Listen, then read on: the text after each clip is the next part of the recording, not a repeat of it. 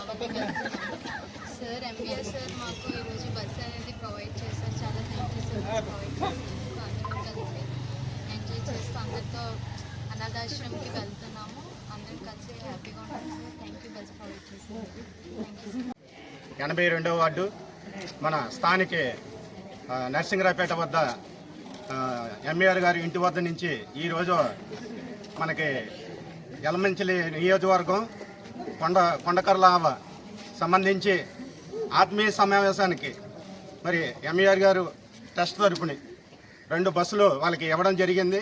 వృద్ధులకి వికలాంగులకి ప్రత్యేకంగా ఎంఈఆర్ గారికి ధన్యవాదాలు వాళ్ళందరి తరపున కూడా కోరుకుంటూ మరి ఇటువంటి ఎన్నో సేవా కార్యక్రమాలు ఎంఈఆర్ గారు అంటే ముత్యాల వెంకటేశ్వరరావు గారు మరి అతను అందరివాడు, మాటల మనిషి కాదు.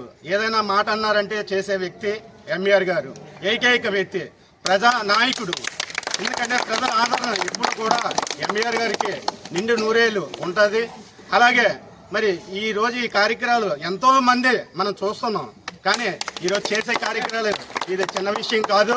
మరి అడిగిన వెంటనే అమ్మన్న అన్నం పెడతాదో లేదో కానీ మరి మన ముత్యాల వెంకటేశ్వరరావు గారు ఎంఈఆర్ గారు అడిగిన వెంటనే వాళ్ళకి ఇవ్వాలన్న డేట్ ఫిక్స్ చేసిన వెంటనే ఇచ్చినందుకు వారికి నిండు నూరేళ్ళు చక్కగా ఆరోగ్యాలు ఉంటూ ఆ అమ్మవారి ఆశీస్సులు, ఇక్కడ వచ్చిన ఈ ప్రజల ఆశీస్సులు ఖచ్చితంగా ఆ ఎంఈఆర్ గారికి, ఎంఈఆర్ కుటుంబానికి, అదేవిధంగా ఎంఈఆర్ గారు చారిటబుల్ ట్రస్ట్ తరపు నుంచి ఇవాళ మనకు బస్సులు ఇవ్వడం జరుగుతుంది.